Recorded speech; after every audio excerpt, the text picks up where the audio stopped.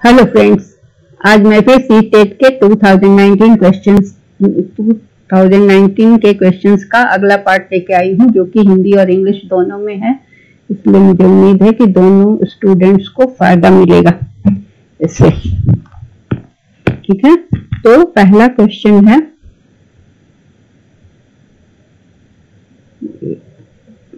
2019 का पार्ट 2।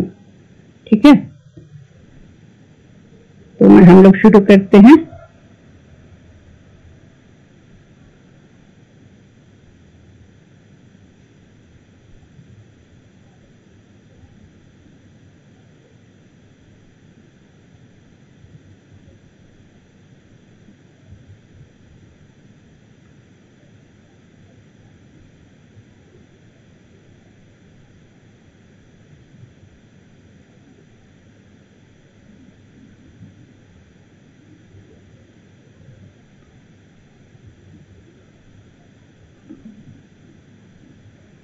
तो Divya often divides the assigned job into small tasks which she can handle easily। Divya क्या करती है, अक्सर जो काम उसको सौंपा जाता है उसको छोटे छोटे कामों में बांट देती है, जिससे वो उसे आसानी से संभाल सकती है।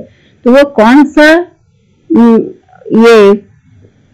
सा उपाय को अपना रही है? रिडक्शनिज्म, जिसका मतलब होता है माध्यमिक विस्तार, सेकेंडरी एलाबोरेशन, सब गोल एनालिसिस एंड फंक्शनल फिक्सनेस। तो कार्यात्मक स्थिरता, इसका ना एक साथ एक जैसा नहीं है, समझे। फंक्शनल फिक्सनेस जो है ना, उसका मतलब यहाँ पर हम हिंदी और इंग्लिश में नंबरिंग अलग है। ठीक है, तो ये फंक्शनल फिक्सनेस जो है, कलर चेंज कर दूं, पीला में पीला दिखेगा नहीं, तो एक मिनट। फंक्शनल फिक्सनेस जो है ना, इसको हम कहते हैं कार्यात्मक स्थिरता। तो ये कार्यात्मक स्थिरता होगा। एक मिनट, इसको मैं लगा लूं। हाँ, ये फंक्शनल फिक्सनेस जो है ना, ये कार्यात्मक स्थिरता है। सब गोल एनालिसिस क्या है? उपलक्ष्य, ये यहाँ पर ये नंबर 2 है, उपलक्ष्य विश्लेषण। सेकेंडरी एलाबोरेशन क्या है? माध्यमिक विस्तार। और रिडक्शनिज्म क्या है? न्यूनतावाद। तो अब इसका हमने कर लिया इंग्लिश हिंदी में समझने के लिए, क्योंकि यहाँ हिंदी और इंग्लिश का नंबरिंग अलग है ऑप्शंस का। तो ये क्या है, इससे ये समझा जा सकता है कि दिव्या क्या कर रही है कि वो अपने काम को छोटे छोटे टुकड़ों में बांट रही है, और छोटे छोटे टुकड़ों में बांटने से क्या हो रहा है कि काम करने में उसे आसानी हो रही है। तो इसका मतलब क्या हुआ कि वो क्या कर रही है? उपलक्ष्य विश्लेषण कर रही है। इसलिए इसका आंसर होगा सब गोल एनालिसिस। ठीक है, वो उपलक्ष्य विश्लेषण कर रही है, और वांछित लक्ष्य को आसानी से प्राप्त करने के लिए क्या करती है कि सूचना को व्यवस्थित रूप से वो व्यवस्थित करके और अपने जो बाहरी संज्ञानात्मक भार को कम करके और काम के घटक को पहचान रही है। माध्यमिक विस्तार क्या होता है, इसको भी हम लोग सीख लें। माध्यमिक विस्तार, जो कि इंग्लिश में सेकेंडरी एलाबोरेशन है, वो क्या है कि वो किसी भी सपने के विवरण को अधिक सुसंगत और तार्किक बनाने के लिए उसका संशोधित जो किया जाता है, उसकी प्रक्रिया को माध्यमिक विस्तार या सब उसको हम कहते हैं सेकेंडरी एलाबोरेशन। कार्यात्मक स्थिरता क्या है, जिसको हम कहते हैं फंक्शनल फिक्सनेस। यह एक संज्ञानात्मक पूर्वाग्रह है जो किसी व्यक्ति को किसी भी वो फिक्सनेस हो जाता है कि किसी तरह से किस काम को करना है, वही तरीके से करने के लिए वो बाध्य हो जाता है। तो और न्यूनीकरण क्या है? न्यूनतावाद, जिसको कहते हैं कि सबसे छोटे तत्व को देखकर क्या करता है कि कोई भी चीज बहुत कॉम्प्लेक्स होता है तो उसको स्मॉल टास्क में बताने से वो प्रोसेस को इजी कर देता है। So that is called reductionism. But here answer is सब गोल एनालिसिस। सो यहाँ पर मैं दूसरे कलर से इसको टिक करती हूँ। इंग्लिश में आंसर इज सब गोल एनालिसिस और हिंदी में ये उपलक्ष्य विश्लेषण। So answer is 3 in English medium, and in Hindi medium it is answer is 2. Now it is clear. Now question number 2. Society determines the role of male and female. This statement articulates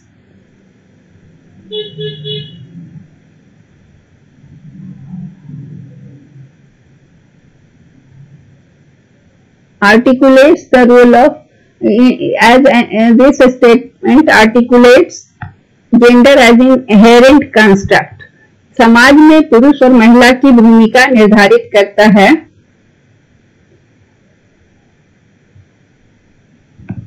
यह कथन किस चीज को व्यक्त करता है कि gender जो है, लिंग जो है, एक सहज रचना, इनहेरेंट कांस्टेंट, एक वंशानुगत हेरिडिटरी एंडोमेंट। देखो यहाँ पर फिर ऐसा है कि gender as a hereditary endowment का मतलब क्या होगा,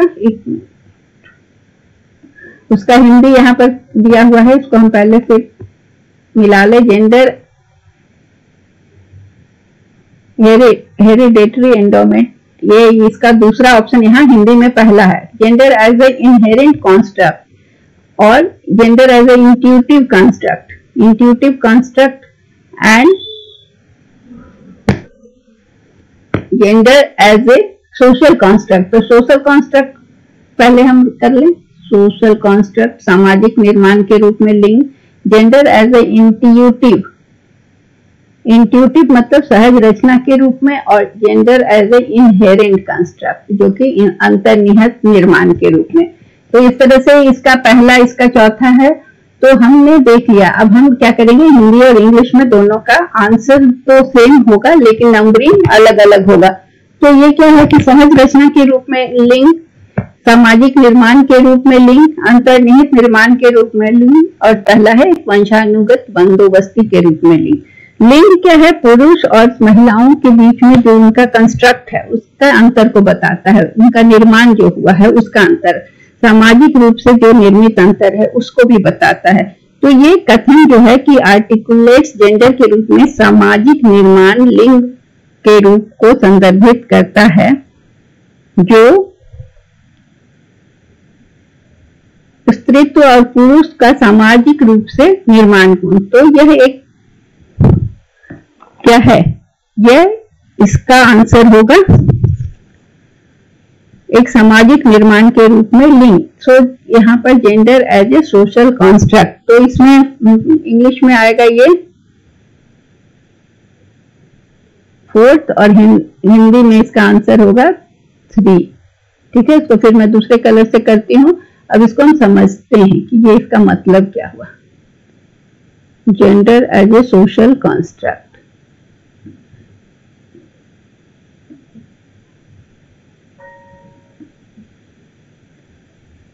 तो इसका आंसर ये होगा यहाँ, और इसका आंसर होगा सामाजिक निर्माण के रूप में लिंग।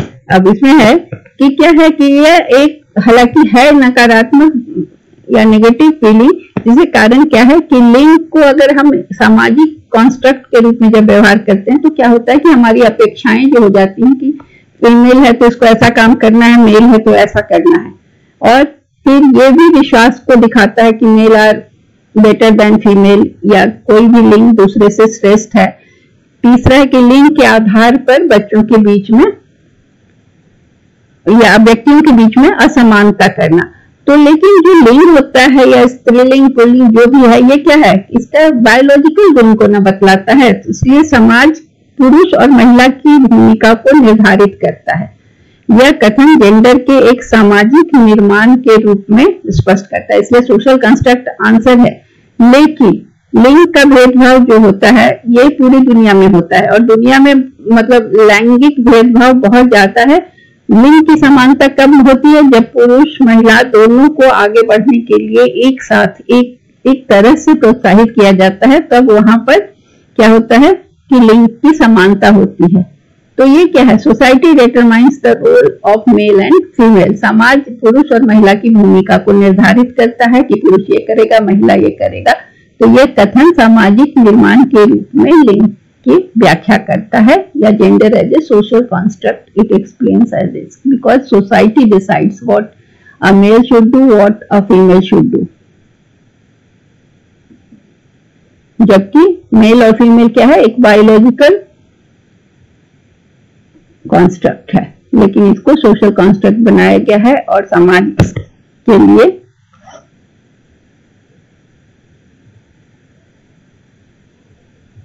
मतलब आगे बढ़कर इस चीज को डिसाइड करता है। Grading, coding, marking, credit accumulation systems are some of the examples of evaluation procedure.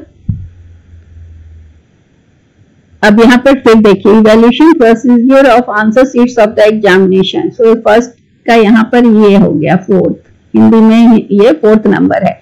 Symbolising position of children in the class, बच्चों का पोजीशन को क्लास में बताना, इसका दूसरा, इसका पहला। Depicting the academic progress in report card, report card में शैक्षणिक प्रगति का चित्रण। और scoring procedure of assessment of learners achievement, ये हो गया चौथा नंबर, यहाँ तीसरा है।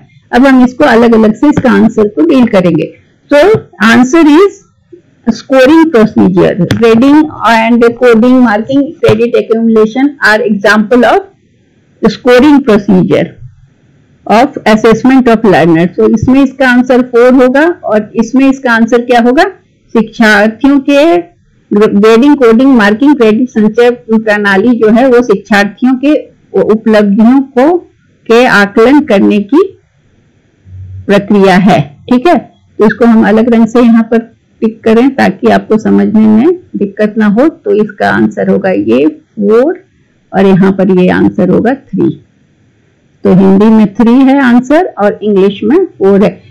ऑप्शंस दोनों में सेम है बट तरीका दोनों का अलग है। तो असेसमेंट क्या होता है, assessment is conducted in different phase of teaching and learning में किया जाता है असेसमेंट, और वो टीचिंग लर्निंग प्रोसेस के पहले किया जाता है, फिर बीच में किया जाता है, कुछ बाद में किया जाता है।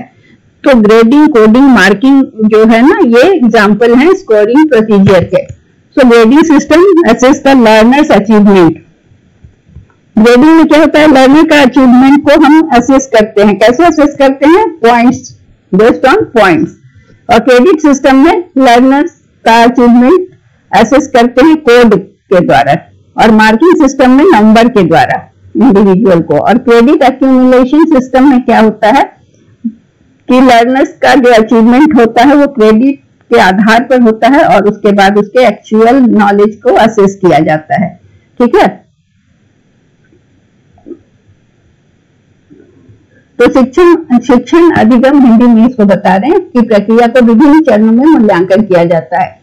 कुछ आकलन क्या मूल्यांकन कुछ शुरू में किया जाता है, शिक्षण शुरू होने के पहले, शिक्षण अधिगम की प्रक्रिया शुरू होने के पहले ये मूल्यांकन किया जाता है कि बच्चे किस लेवल पे हैं, उनका एंट्री बिहेवियर चेक किया जाता है कि कितना ज्ञान है, उसको कहाँ से शुरू करना है, कहाँ से पढ़ाना शुरू करना है। कुछ प्रक्रिया के दौरान, पढ़ाते दौरान क्वेश्चन पूछ के किया जाता है और कुछ अंत में एग्जाम लेकर, टेस्ट लेकर। तो ग्रेडिंग, कोडिंग, मार्किंग और जो ये सब क्रेडिट संचय प्रणाली है वो छात्रों की उपलब्धि को आकलन किया जाता है कि कितना उपलब्धि छात्र ने किया। तो ग्रेडिंग सिस्टम में केवल अंकों के आधार पर किया जाता है उपलब्धि का। और कोडिंग प्रणाली में क्या होता है कि संख्या को कोड निर्दिष्ट करके, मान लीजिए जो भी अंक आया ग्रेडिंग में 10 आया ग्रेड, तो उसको संख्या को हम कर देते हैं ABCD A+, इस तरह से करके शिक्षार्थी के उपलब्धि का आकलन करते हैं। अंकन प्रणाली में हम मार्किंग में मार्क्स देते हैं, नंबर देते हैं अलग अलग।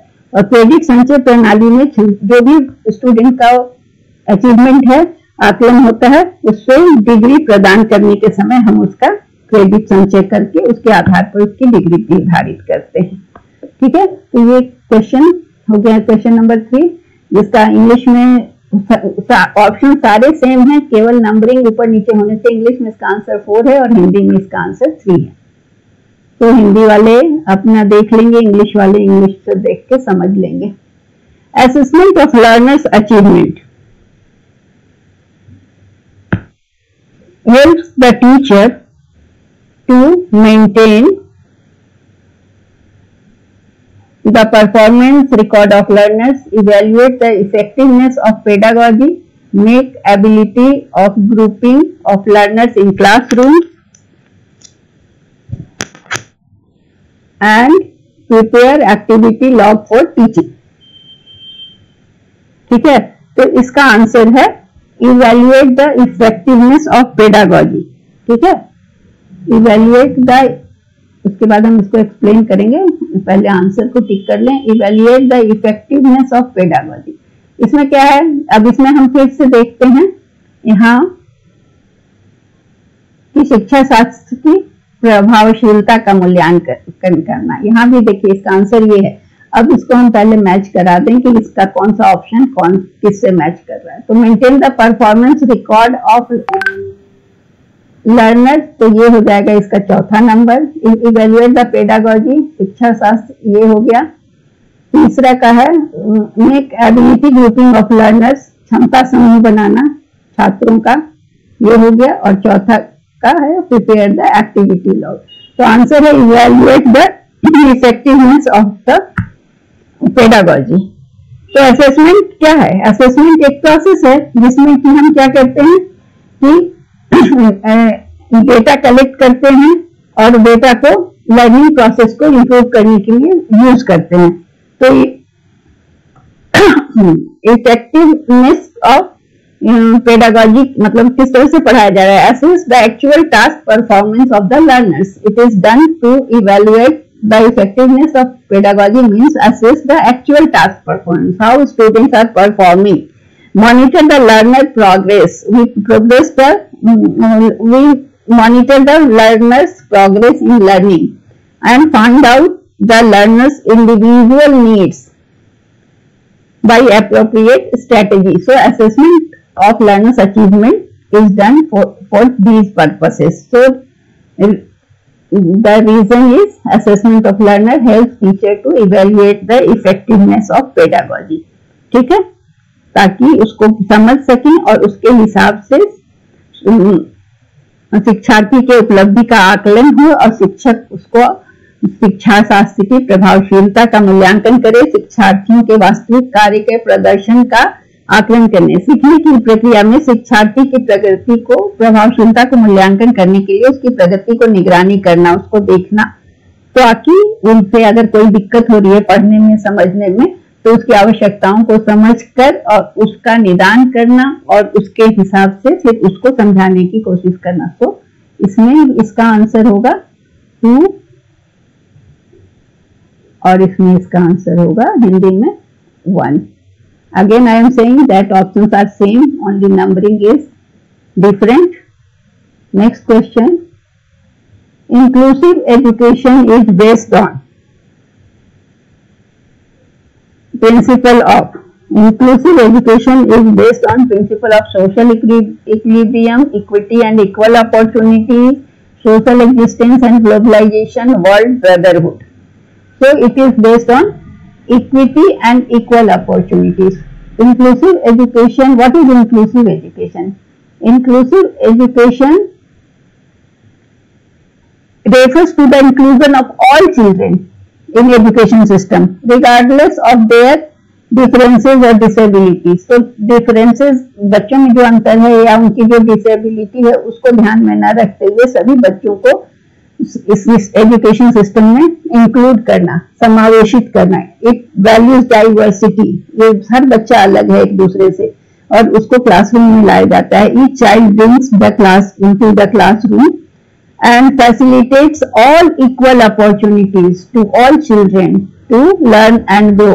It provides provision to include disabled children along with normal children. In inclusive education, normal and disabled children are taught simultaneously in same classroom with normal children in a regular classroom environment. It refers to an education system that accommodates all children regardless of their physical, intellectual, social, emotional, linguistic or other conditions. So its principle is equity and equal opportunities for all, well-constructed educational plan, use of multilingualism as a resource, use of specific pedagogical strategies for disabled children. If they are not able to learn with normal children in similar way, teacher has to take extra effort to teach them. And what does the social equilibrium means? Answer is 2 in English, but social equilibrium I am explaining. It is a state of balance or absence of disruption within a social system. So in social equilibrium there is balance. There is no disruption in social system. Social existence and globalization is human. It refers to human interaction. Social existence and globalization refers to human interaction to share information among several countries. So it is social existence and globalization when we share our information throughout the world or with several countries. Word is brotherhood, a feeling of unity and closeness among all people of the world. So these are, now we are matching, we have to match the numbers. So social equilibrium,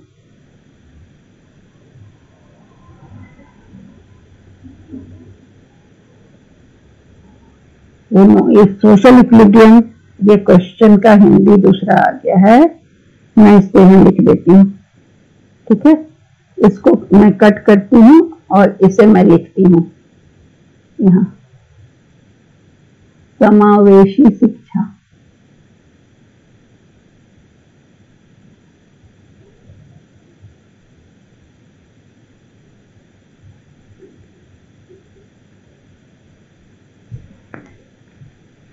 समावेशी, let me do it again.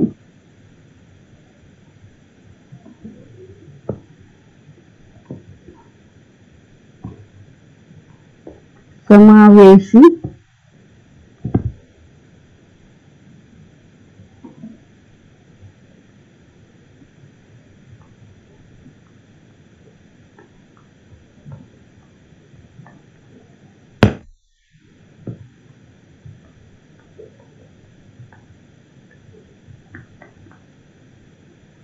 शिक्षा आधारित है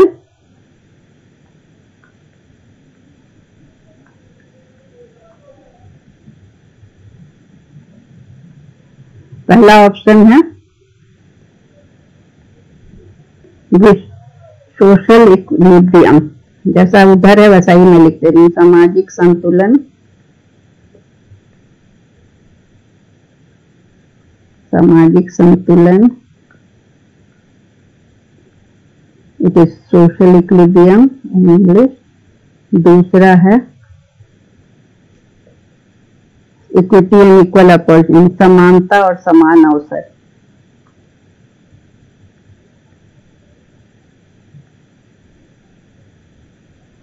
और समान अवसर। तीसरा है विश्व भाईचारा। ये तीसरा है सामाजिक अस्तित्व और वैश्वीकरण।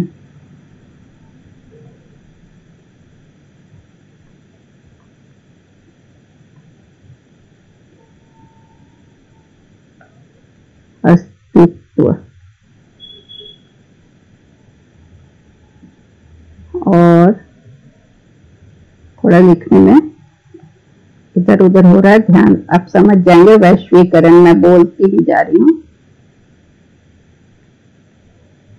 और चौथा है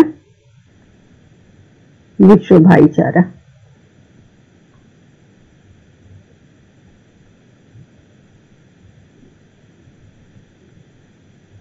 ये क्वेश्चन दूसरा आ गया यहाँ पे गलती से, इसको मैंने कट कर दिया। अब मैं कलर चेंज करके आंसर बता दे रही हूँ। मैंने एक्सप्लेन तो कर ही दिया कि ये समावेशी शिक्षा क्या है, सभी बच्चों को, पहले कलर चेंज कर लो। और ये आंसर इसका होगा ये दूसरा, समानता और समान अवसर, इसमें भी यही आंसर होगा। तो आंसर इज 2, यहाँ भी 2, यहाँ भी 2। और समावेशी शिक्षा क्या है, सभी बच्चों को शिक्षा प्रणाली में शामिल करने के लिए, चाहे उनमें जो भी हो मतभेद, जो भी अंतर हो, जो भी अक्षमता हो, अक्षम बच्चे भी सामान्य बच्चों के साथ शिक्षा ग्रहण करते हैं। यह विविधता को महत्व देता है, इसलिए प्रत्येक बच्चा को कक्षा में लाता है और सभी को सीखने और बढ़ने का समान अवसर मिलता है। यह सामान्य बच्चों के साथ विकलांग बच्चों को भी नियमित कक्षा में के वातावरण में शामिल करने की बात करता है, प्रावधान करता है, और एक ऐसी शिक्षा प्रणाली है जो सभी बच्चों के शारीरिक, बौद्धिक, सामाजिक, भावनात्मक, भाषाई या किसी भी स्थिति की परवाह नहीं करके समायोजित करता है। इसके मूल सिद्धांत क्या है? सभी के लिए समानता और समान अवसर, अच्छी तरह से बनाई गई शैक्षिक योजना, एक संसाधन के रूप में बहुभाषावाद का उपयोग, मतलब अलग अलग तरह के बच्चे हैं तो बहुभाषावाद भी, उनकी भाषा के अनुसार बोलना, विशिष्ट शैक्षणिक रणनीतियों का उपयोग, स्ट्रेटेजीज, और व्यक्तिगत मतभेद मतलब अंतरों के प्रति संवेदनशीलता। और सामाजिक अस्तित्व और वैश्वीकरण क्या बताता है कि कई देशों के बीच में जानकारी जब हम साझा करते हैं, मानव संपर्क को वो बताता है। विश्व भाईचारा, दुनिया के सभी लोगों के बीच एकता और निकटता, सामाजिक संतुलन, समाज के अंदर संतुलन की स्थिति। तो ये क्लियर हो गया।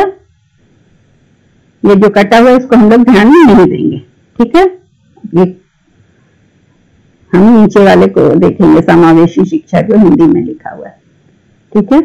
अगला है, इसका हिंदी नहीं दिया गया है क्योंकि ये क्वेश्चन जो है ना,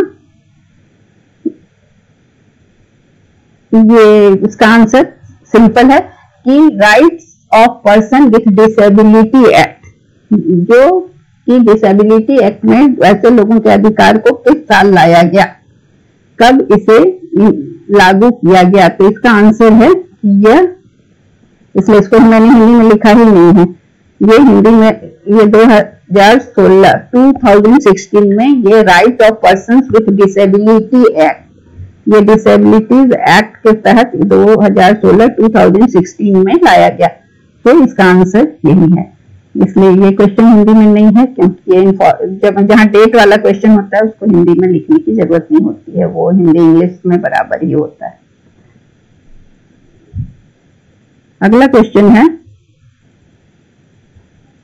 चिल्ड्रन विथ इंडिविजुअल डिफरेंस, व्यक्तिगत विभिन्नता जिसकी बात हम करते हैं। Children with individual difference should be taught in a school having teachers to teach in different pedagogy to meet their diverse learning needs, trained to use, हो गया डिफरेंट, पहला तो है कि having teachers to teach in different sections of classrooms based on their individual difference, trained to use different pedagogy to meet their diverse learning needs, trained to teach children with specific individual difference, trained to make them homogeneous learner। तो अब इसका answer है कि trained to use different pedagogy to meet the diverse needs of the children, ठीक है। इसका answer ये है। अब इसको हम समझते हैं कि इंडिविजुअल डिफरेंस होता क्या है। Individual difference refers to the difference which distinguishes an individual from other. कोई भी दो आदमी एक जैसा नहीं होता है, हर व्यक्ति दूसरे से अलग होता है। So that is called individual difference on the basis of physical, emotional, psychological characteristics. तो children with individual difference, each child is different from other, should be taught in a school having teachers trained to use different pedagogy to meet their diverse learning needs, perceive the significance of individual difference and needs. So teachers should perceive the requirement of each individual child and teach accordingly, operate innovative teaching tools to address the learning gaps, because all children are not of equal capacity. So there is gap between learning gap between the different children. So teachers should operate innovative teaching to teach the learner with different abilities and understand the sociology of learning and major principle of child psychology. So teachers should also know the child psychology. So this is the option only which takes all child which takes the child together, and rest of the options to teach different sections of classroom based on their individual differences, trained to teach children with a specific individual difference, trained to make them homogeneous learner. So these are the segregating points. options, these options segregate the children based on their abilities, skills. So it is not suitable for this context. So it is concluded that teachers in a school having teachers tend to use different pedagogy to meet their diverse need is right option. तो इसमें व्यक्तिगत विभिन्नता वाले बच्चों को शिक्षक वाले school में विभिन्न बच्चों को शिक्षक वाले स्कूल में पढ़ाया जाना चाहिए। मतलब क्या है इसका क्या है, अपनी विविध सीखने की जरूरतों को पूरा करने के लिए शिक्षा शास्त्र का प्रयोग करके प्रशिक्षित किया गया। ठीक है। दूसरा है विशिष्ट व्यक्तिगत भिन्नता वाले बच्चों को पढ़ाने के लिए प्रशिक्षित किया गया। कक्षा के विभिन्न वर्गों में व्यक्तिगत अंतर के आधार पर पढ़ाने के लिए, और व्यक्तिगत अंतर उस अंतर को संदर्भित करता है जो शारीरिक, भावनात्मक और मनोवैज्ञानिक विशेषताओं को व्यक्ति को एक दूसरे से अलग करता है। तो यहाँ पर क्या करना है, यहाँ पर हमारा ऑप्शन क्या आ रहा है, यहाँ पर पहला ऑप्शन आ रहा है। ठीक है। ये क्या है कि बच्चों को अलग अलग कक्षा में उनके आधार पर, ये पहला ऑप्शन इसमें यहाँ मैच कर रहा है, ये है दूसरा यहाँ मैच कर रहा है, तीसरा है कि ये आ रहा है यहाँ चौथा में, और ये जा रहा है सजातीय होमोजीनस बनाने का। तो हमारा यहाँ इसमें इंग्लिश में आंसर आ रहा है 2 और हिंदी में आ रहा है 1। ठीक है। अब हिंदी में क्या है कि उन्हें कक्षा की मतलब विभिन्नता, व्यक्तिगत विभिन्नता वाले जो बच्चे होते हैं उनको ऐसे स्कूल में पढ़ाया जाना चाहिए जिसे वो शिक्षक ऐसे प्रशिक्षित हों जो कि विभिन्न सीखने की जरूरतें जो हैं बच्चों को, उसको पूरा करने के लिए वो विभिन्न शिक्षा शास्त्र को प्रयोग करें और व्यक्तिगत मतभेद और जरूरत के महत्व को समझें। सीखने के अंतराल को दूर करने के लिए, तो बच्चों में जो सीखने का अंतराल है, जो एक बच्चा जल्दी सीखता है, कम सीखता है, देर से सीखता है, तो ये जो अंतराल है इसको दूर करने के लिए नए तरीकों, नए शिक्षण उपकरण का प्रयोग करें और सीखने के समाज शास्त्र और बाल मनोविज्ञान के सिद्धांतों का प्रयोग करें। और क्या है कि इसलिए ये इसका आंसर यही होगा। Next question. तो बाकी जो ऑप्शन है ना बच्चों में भेद कर रहा है, ये क्या कर रहा है, बच्चों में सब बच्चों के हिसाब से पढ़ा रहा है और सबों को साथ लेकर चल रहा है, उनकी विभिन्नताओं को ध्यान में रखते हुए। अगला क्वेश्चन है, the right of children to free and compulsory education act ensures the right of children with disabilities to free education from कितना साल से, 6 से 8 साल, 3 से 18 साल, 6 से 14 साल, 6 से 22 साल और 6 से 18 साल। तो बच्चों का मुफ्त और अनिवार्य शिक्षा का अधिकार जो है, पहले हिंदी वाला को ही बता दें, अधिनियम 2009 विकलांग बच्चों के अधिकारों की मुफ्त शिक्षा को क्या करता है, सुनिश्चित करता है। तो शिक्षा का अधिकार नियम जिसको हम RTI एक्ट कहते हैं, RTE right to education act है ना, राइट टू एजुकेशन, कि सभी बच्चों को 6 से 14 साल के सभी बच्चों को शिक्षा प्राप्त करने का अधिकार है, जो कि हम किसमें आया है, संविधान का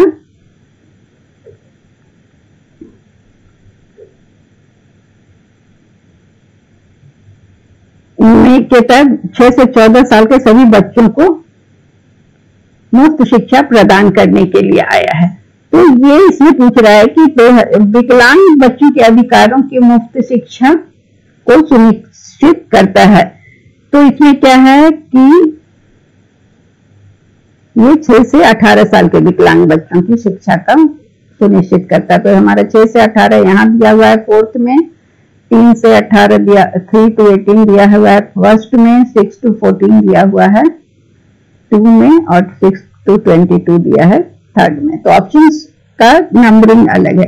तो right to education act commonly known as RTE act which aims to provide free and compulsory education to all children, ये आर्टिकल 21A में आया है संविधान के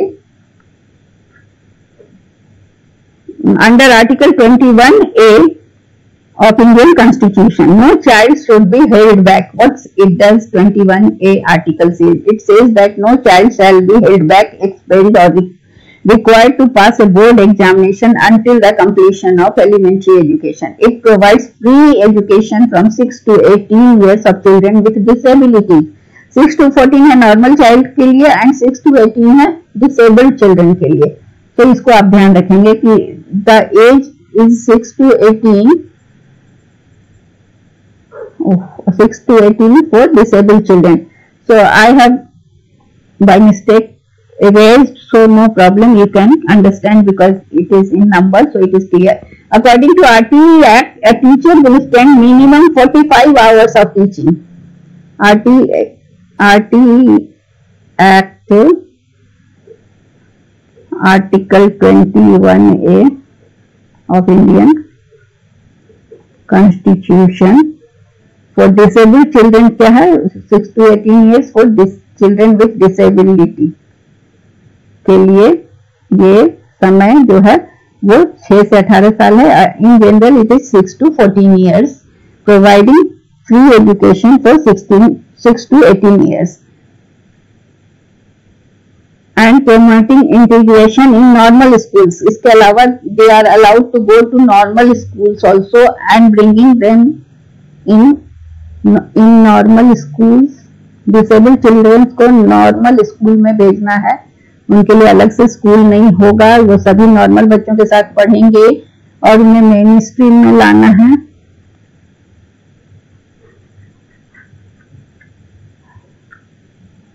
ये 2009 में ये एक्ट आया था और अगर उन्हें जरूरत पड़े तो स्पेशल ट्रेनिंग भी देना है. तो इन्हें क्या करना है कि इनको सारे बच्चों को के साथ एजुकेशन देना है और ये नॉर्मल बच्चों के लिए ये समय अवधि एज है 6 to 14 एंड विकलांग बच्चों के लिए 6 to 18 ईयर्स है, जिसे प्रारंभिक शिक्षा पूरी होने तक किसी भी बच्चे को नहीं रोका जाएगा, ना ही स्कूल से निकाला जाएगा या बोर्ड परीक्षा उत्तीर्ण करने की आवश्यकता नहीं होगी. विकलांग बच्चों के लिए 6 से 18 वर्ष तक मुफ्त शिक्षा प्रदान करता है और टीचर को कितना एक सप्ताह में कम से कम 45 teacher has to spend 45 hours of teaching in a week per week. ठीक है, ये विकलांग बच्चों के अधिकार को सुनिश्चित करता है.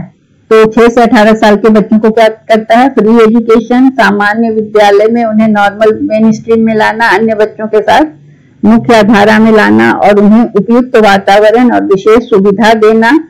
और ये इसलिए इसका हम ऐसे करें, ये आ गया 6 से 18 ईयर्स यहाँ, 3 to 18 ईयर्स यहाँ, 6 to 14 ईयर्स ये और 6 to 22 ईयर्स. ठीक है, तो सही आंसर क्या है हमारा? 6 to 18 ईयर्स. तो ये है आंसर यहाँ और यहाँ पर है ये, और हमारा इसका ऑप्शन है 1 और इसका ऑप्शन है 4. मैटर सेम है, केवल नंबरिंग अलग है. अब हम अगले क्वेश्चन की ओर चलते हैं. Question number 9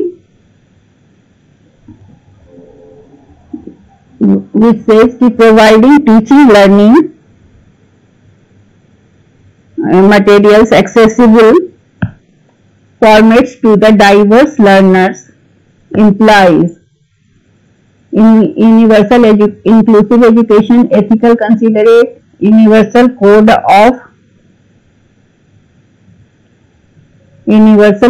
of teaching practices, universal humanistic approach of teaching, universal design of learning. तो universal code of teaching practices. ठीक है, तो ये तो यूनिवर्सल ये आ गया है हमारा यहाँ पर पहला. ठीक है, दूसरा है universal humanistic approach of teaching, ये हो गया शिक्षण का सार्वभौमिक मानवतावादी. यूनिवर्सल एथिकल कंसिडरेट, ये हो गया universal inclusive education ethical considerate. Universal design of learning, सीखने का सार्वभौमिक डिजाइन. अब इसका आंसर सही आंसर है 3. So what is universal design of learning? So in English it is 4. So let me change the color, and I first pick the answer, then I will explain.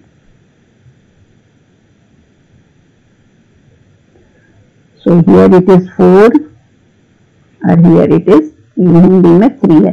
क्या है? विविध शिक्षार्थियों को सुलभ प्रारूपों में शिक्षण अधिगम सामग्री प्राप्त करने का तात्पर्य। पहले इंग्लिश में बता दे, टीचिंग लर्निंग मटेरियल होता क्या? Teaching learning materials are set of tools that facilitate learning by providing the required input that meets its objectives. It consists of variety of resources. TLM आपने यूज किया होगा, ये teacher को कोई भी concept पढ़ाने में, करिकुलम को कवर करने में मदद करता है। So universal design of learning, what is it? It is an educational framework that implies providing teaching learning materials in accessible formats to diverse learners. So it is a dynamic side of education which benefit the learners by planning the class curriculum effectively. इससे क्या होता है? Class curriculum को effectively plan किया जाता है और flexible learning environment तैयार किया जाता है ताकि बच्चे अपनी सुविधा से पढ़ सके। मतलब करिकुलम में थोड़ा बहुत लचीला बनाया जाता है लर्निंग एनवायरनमेंट को कि इसमें कभी रिलैक्स किया जाए, कभी पढ़ाया जाए। Improving accessibility to ample opportunity, बहुत सारे अपॉर्चुनिटीज दी जाती हैं। Providing a variety of strategies and resources. So universal humanistic approach of teaching, वो क्या बताता है? It allows students for social personal development. Humanistic approach helps in developing social and personal development so that learners' thought, feelings and emotions are developed. Overall development. So providing teaching learning materials in accessible formats to the diverse learner implies universal design learning. This universal design of learning.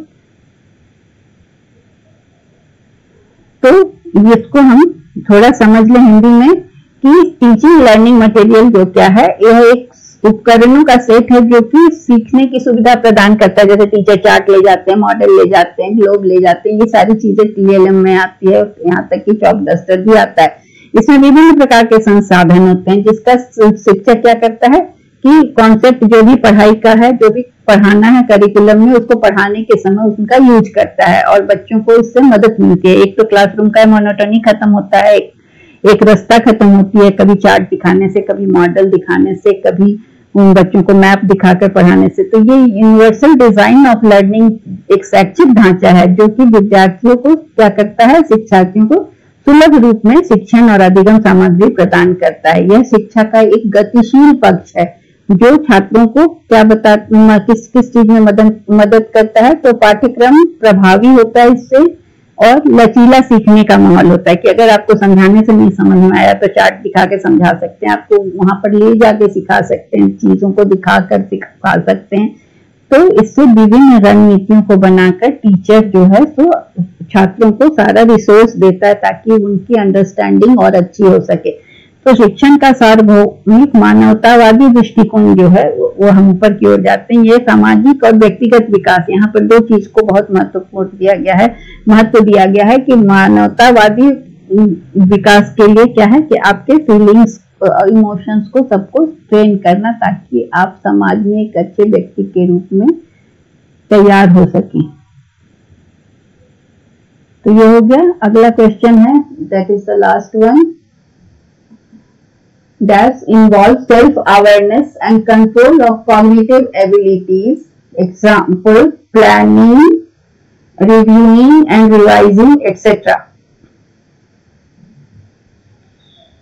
So,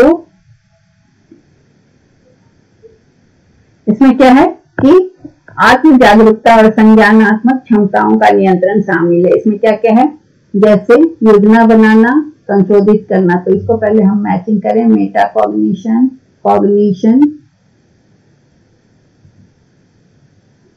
अनुभूति, accommodation निवास स्थान, और केवल इसमें सेंट्रेशन केंद्र, ये अलग है। ठीक है। तो अब हम इसको समझ लें। मेटा कॉग्निशन क्या होता है कि वो किसी व्यक्ति को, मेटा कॉग्निशन क्या होता है कि वो किसी व्यक्ति को अब उसके कितना, उसको पता चला है कि उसको कितना नॉलेज है, जिसको अपने संज्ञान और ज्ञान के बारे में जिसे जागरूकता होती है उसे मेटा कॉग्निशन कहते हैं। तो यह संज्ञानात्मक प्रक्रिया और कार्य करने के तरीके के बारे में ज्ञान बताता है, ज्ञान को संवर्धित करता है। इसमें आत्म जागरूकता होती है, मतलब खुद पता होता है, अपनी संज्ञानात्मक क्षमताओं को नियंत्रण कर सकता है, मतलब कॉग्निटिव एबिलिटीज को कंट्रोल कर सकता है। इट कैन प्लान, इसको प्लान कर सकता है, एनालिसिस कर सकता है और इसको संशोधित कर सकता है, मतलब इंप्रूव कर सकता है। यह जानकारी के ज्ञाता और संसाधक के रूप में स्वयं के बारे में व्यक्ति की जागरूकता होती है, उसे हम मेटा कॉग्निशन कहते हैं। तो आंसर तो वही होगा, मेटा कॉग्निशन। इसको कलर चेंज करके यहाँ करेंगे तो मिक्स हो जाएगा। तो it is answer is Meta cognition, जो कि आत्म जागरूकता के बारे में बताता है और अपनी क्षमताओं को नियंत्रण करता है। यह व्यक्ति स्वयं के बारे में जागरूकता रखता है और फिर वही fix the aim of learning, और लर्निंग को उसके बाद एम को प्राप्त करने के लिए they make strategies. So it is related with the capacity of the student. ये छात्र की क्षमता से संबंधित है। और इसके लक्षण क्या है कि इससे ये मेटा कॉग्निशन जो आत्म जागरूक होता है उसे उम्र प्रभावित नहीं करती है और ये देर से विकसित होता है, तुरंत बचपन से विकसित नहीं होता है।